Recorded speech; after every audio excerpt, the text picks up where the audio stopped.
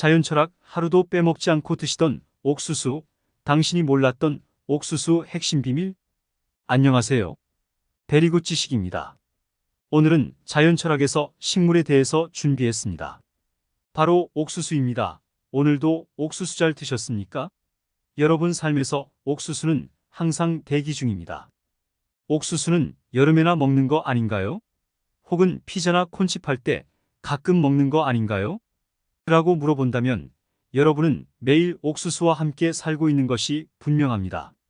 이번 영상을 시청하시고 끝날 때쯤 진짜 정말로 자주 섭취하는구나.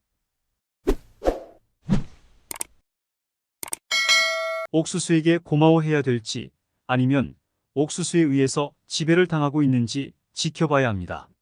우리가 사용하는 종이상자, 테이프에 들어간 접착제, 공업용 알코올을 만들 때 옥수수로 만든다는 사실 알고 있으셨나요? 그뿐만 아니라 먹는 것에도 엄청 많이 널려져 있습니다.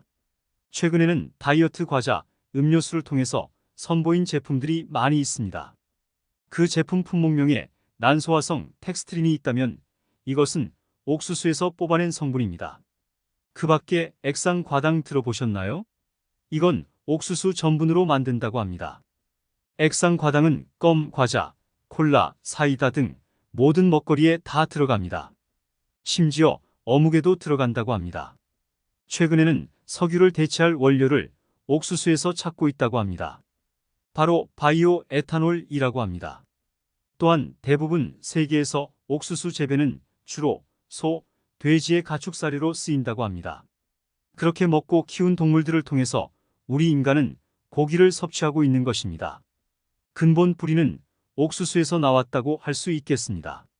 학자들 사이에서 인간의 몸의 대부분은 옥수수로 가득 차 있다는 유머스러운 이야기가 돌고 있다고 합니다. 옥수수 역사를 들여다보자. 옥수수 원산지는 중남미 대륙입니다.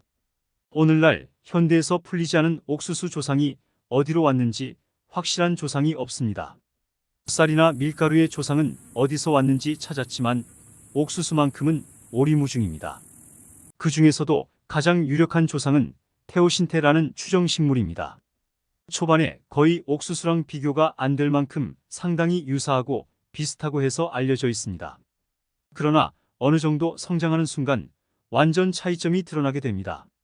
옥수수를 보고 있으면 다른 식물과 비교가 됩니다. 왜냐하면 일반적인 식물은 꽃에 암술과 수술이 있으며 대부분 꽃에 암술과 수술이 있는 양성화입니다. 그런데 옥수수에는 그런 게 없습니다. 옥수수를 하단에 보면 수염이 있습니다. 우리는 그것을 옥수수 수염이라고 부릅니다. 그래서 옥수수 수염차도 있지 않습니까? 옥수수 수염에서 꽃가루를 받아서 수정을 하게 됩니다.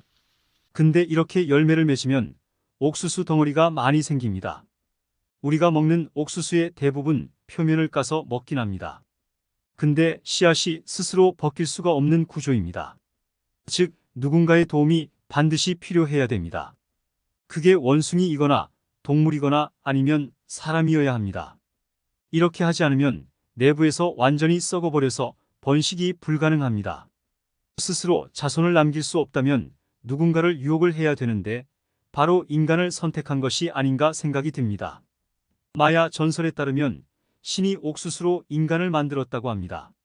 왜 마야인들은 그렇게 믿었을까?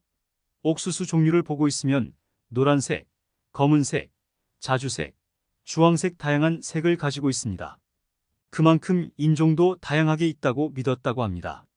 마야 제국을 유지하는데 옥수수도 한몫했다고 합니다. 그만큼 생명을 유지하는데 옥수수만한 것이 없다고 합니다.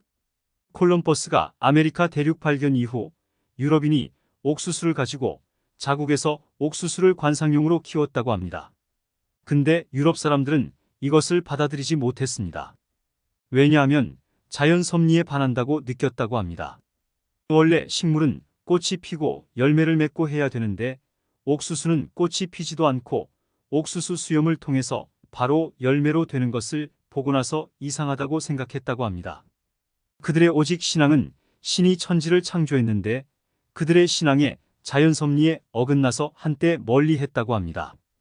옥수수의 힘이 얼마나 대단한지 알 수 있었던 영상이었습니다. 옥수수뿐만 아니라 우리가 먹는 식물 배제는 전 세계적으로 어딜 가나 퍼져 있습니다. 식물들이 제대로 성공하지 않았나 싶습니다. 우리는 열심히 풀을 창출하기 위해 뼈 빠지게 일하고 있는 노예로 살고 있습니다. 풀을 쌓기 위해 뼈 빠지게 노동을 투입해서 살아가는 방식이 아니라 풀을 쌓지 않고도 그때 하루살이처럼 하루처럼 혹은 채집인 아니면 유목민처럼 살아가는 방식은 어떨까요? 그게 호모사피엔스가 건강하게 살아가는 방식입니다.